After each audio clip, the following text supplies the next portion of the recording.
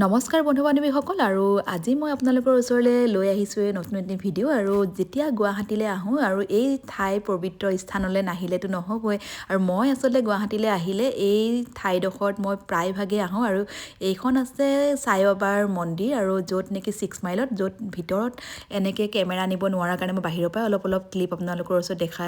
দেখালোঁ আৰু বহুত বেছি ধুনীয়া আৰু মই বিশেষকৈ সাই বাবাক বহুত বেছি বিশ্বাস কৰোঁ আৰু বহুত বেছি ভাল লাগিলে আহি পেলাই কেনেকুৱা লাগিছে আজি ইয়াত আহি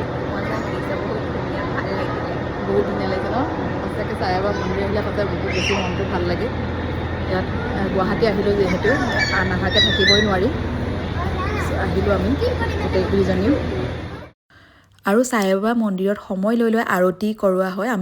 আমি ইমান যে ভাগ্য আৰু আমি গৈয়ে লগে লগে এনেকৈ আৰতি কৰিব পালোঁ সোনকালে আৰতি কৰি পেলাই লগে লগে এনেকৈ আহি আকৌ চাকি গছ ধুনীয়াকৈ জ্বলালোঁ আৰু ভগৱানৰ ওচৰত নিজৰ স্বাস্থ্যৰ বাবে আৰু লগতে সকলোৰে মংগলৰ বাবে যিহেতু 2026 চনটো আহি আছে আৰু সকলোৰে যাতে মংগল হওক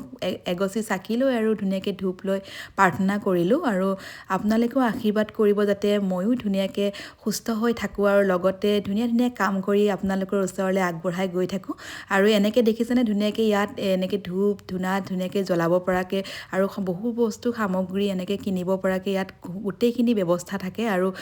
শিৰডি সাই বাবাৰ পৰা অনা নিম পুলিৰ পৰা লৈ শিৰডি সাই বাবাৰ পৰা অনা ধুনি প্ৰত্যেকটো বস্তু ইয়াতে আছে গোটেইখিনি মই আপোনালোকৰ ওচৰত এনেকৈ দেখাই দিলোঁ আৰু কোনোবা যদি এই ঠাইলৈ অহা নাই এপাক হ'লেও আহিব আৰু এতিয়ালৈ নতুন ভিডিঅ' লৈ আকৌ নেক্সট টাইম আহিম এতিয়ালৈ আহিছোঁ বাই বাই